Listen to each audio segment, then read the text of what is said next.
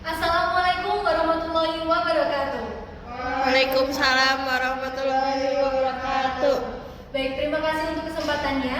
Pada kesempatan kali ini kami akan mempresentasikan proposal penelitian yang akan kami lakukan, yaitu yang berjudul Pembuatan Katalis Komposit ACZIF 67 berbasis tempurung kelapa terhadap produksi biodiesel melalui reaksi transestrifikasi dengan variasi suhu. Adapun dosen pembimbing kami yaitu Bapak Fauzan Irfandi, Sarjana Teknik, Magister Teknik, dan untuk anggota kelompok kami yaitu saya, Francisca Carolina dengan NIM 131, dan rekan saya Alex Masifa dengan NIM 072.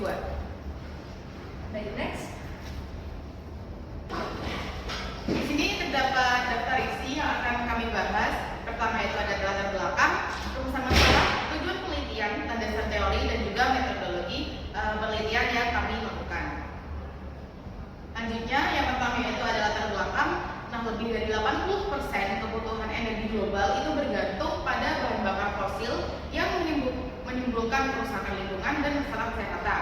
Oleh karena itu, biodiesel hadir menjadi alternatif yang menjanjikan karena bersifat ramah lingkungan, terbarukan, dan dapat meningkatkan ketahanan energi.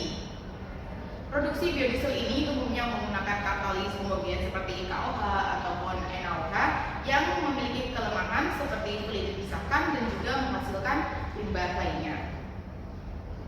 Next. Karena itu dikembangkanlah katalis heterogen seperti MOF yaitu Metal Organic Frameworks, yang khususnya di sini kita menggunakan yaitu ZIF 67 yang menawarkan keunggulan berupa luas tepukan besar dan dapat digunakan kembali. Next. Nah, tapi sayangnya MOF dan ZIF itu masih memiliki kelemahan, yaitu adanya kendala kestabilan termal dan juga biaya sintesis yang tinggi. Oleh karena itu, pengembangan komposit MOF atau ZIF dengan activated carbon itu dilakukan untuk meningkatkan stabilitas dan efektivitas dari katalis untuk transestrifikasi itu nanti. Next.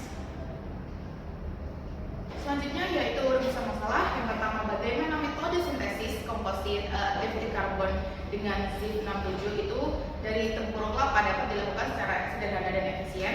Kemudian yang kedua, apakah komposit activated carbon ZIF 67 itu mampu meningkatkan aktivitas katalitik pada reaksi transestrifikasi. Lalu yang ketiga, bagaimana pengaruh variasi suhu transestrifikasi terhadap rendemen biodiesel yang nantinya akan dihasilkan. Next. Kemudian ada tujuan penelitian. Yang pertama yaitu menganalisis pengaruh variasi suhu transestrifikasi terhadap rendemen biodiesel. Yang kedua itu untuk menguji aktivitas katalitik komposit dalam reaksi transestrifikasi menghasilkan produksi biodiesel. Kemudian yang ketiga yaitu untuk mensintesis komposit activated carbon dengan ZIF 67 berbasis tempurung kelapa. Next.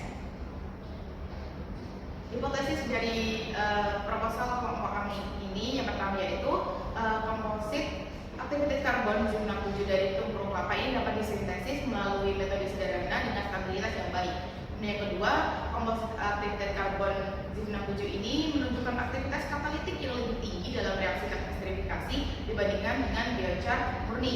Kemudian yang ketiga yaitu adanya variasi suhu transestrifikasi ini dapat mengaruhi rendemen dari biodiesel. Next. Lanjut masuk ke landasan teori. Pertama yaitu biodiesel merupakan minyak yang dihasilkan melalui reaksi transestrifikasi, yaitu reaksi antara minyak tumbuhan atau lemak hewani dengan alkohol menghasilkan alkyl ester atau biodiesel dan hasil samping gliserol dengan bantuan katalis. Next.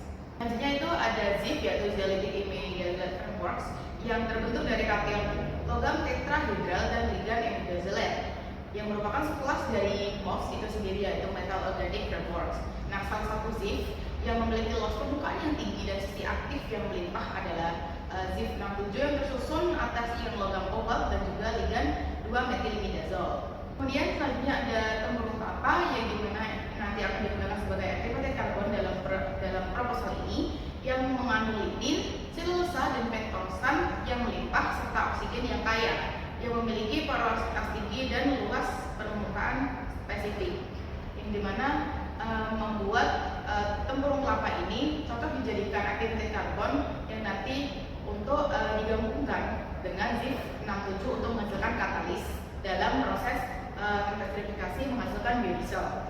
Next.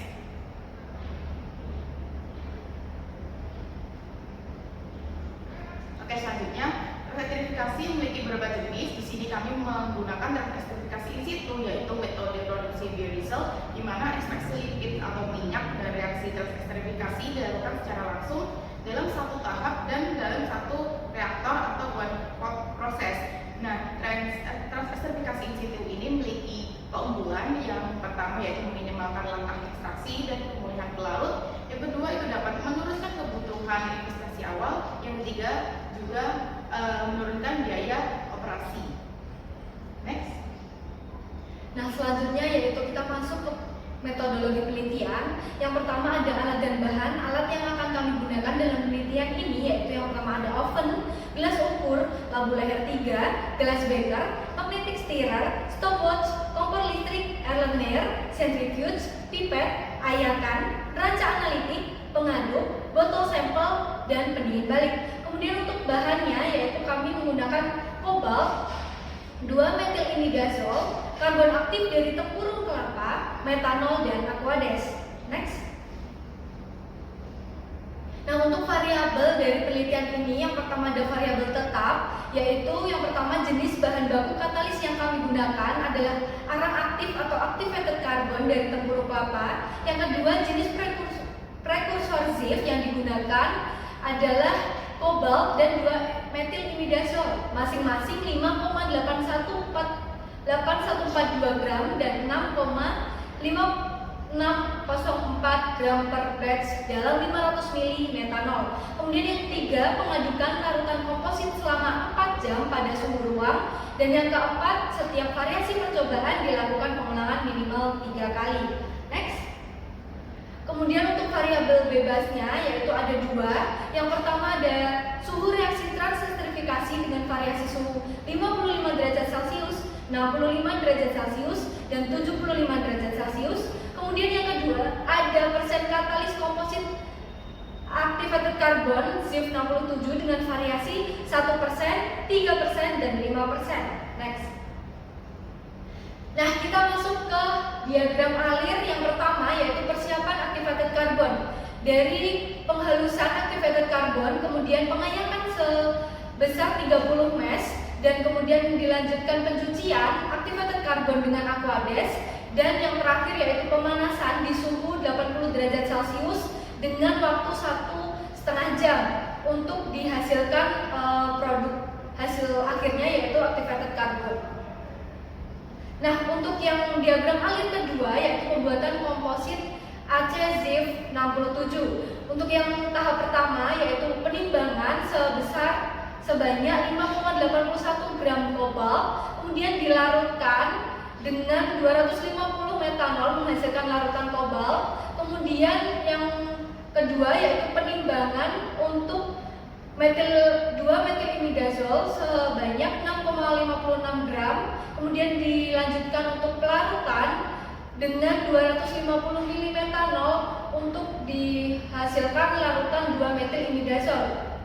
Nah, kemudian untuk larutan kobalt dan larutan 2-metil-imidazol kemudian diaduk, dicampurkan dengan activated carbon yang sudah dibikin untuk tahapan yang pertama tadi. Kemudian didapatkan yaitu komposit ACZIF 67. Nah, setelah kita mendapatkan komposit ACZIF 67, kemudian kita lakukan pencucian dengan 200 ml metanol untuk mendapatkan komposit ACZIF 67 yang sudah bersih. Nah, kemudian kita lakukan pemisahan atau centrifuge dengan kecepatan 3000 RPM dan waktunya selama 10 menit. Kemudian kita lanjutkan tahapan yang terakhir yaitu pengeringan dengan suhu yang digunakan yaitu 80 derajat Celcius dan waktu selama 9 jam.